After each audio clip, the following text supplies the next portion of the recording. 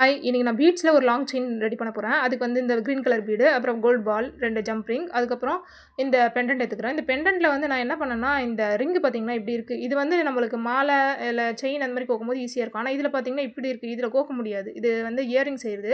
நான் கவனிக்காம வாங்கிட்டதுனால இது 2 ஜம்ப் ரிங் மட்டும் ஆட் பண்ணிக்கிறேன். ஸோ நம்ம இந்த மாரி ஏதாவது பண்ணும்போது கவனிக்கலன்னா, அதுக்கு நம்ம என்ன பண்றதுன்னு பார்த்து யோசிச்சு, அதுக்கேத்த மாரி ஆல்டர்னேட் பண்ணிக்க வேண்டியது தான்.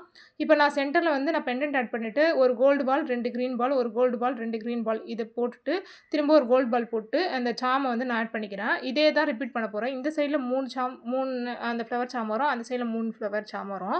அதுக்கப்புறமேட்டுக்கு இதே இந்த ஒரு கோல்டு, 2 கிரீனு, ஒரு கோல்டு, 2 கிரீனுன்ற மாரி ஃபுல்லாவுமே நான் ஒட்டிக்கிறேன். ஃபுல்லாவுமே நான் கோர்த்துட்டு, அதுக்கப்புறம் லாக் வந்து நான் சென்டர்ல லாக் பண்ணிட்டேன். இப்ப கீழ வந்து பீட்ஸ் ஆட் பண்ணிட்டேன். அவ்வளோதான். ஃபைனலா இப்படி தான் இருக்கு. ரொம்ப சிம்பிளா, ஈஸியா ரெடி பண்ணலாம். கண்டிப்பா ட்ரை பண்ணி பாருங்க. பிகினர்ஸா இருந்தா இது ரொம்ப யூஸ்ஃபுல்லா இருக்கும். இதே மாதிரி இன்னும் நெறைய வீடியோஸ் பார்க்க என்னோட சேனல் சப்ஸ்கிரைப் பண்ணிட்டு, இந்த வீடியோக்கு லைக் போட்டுக்கோங்க.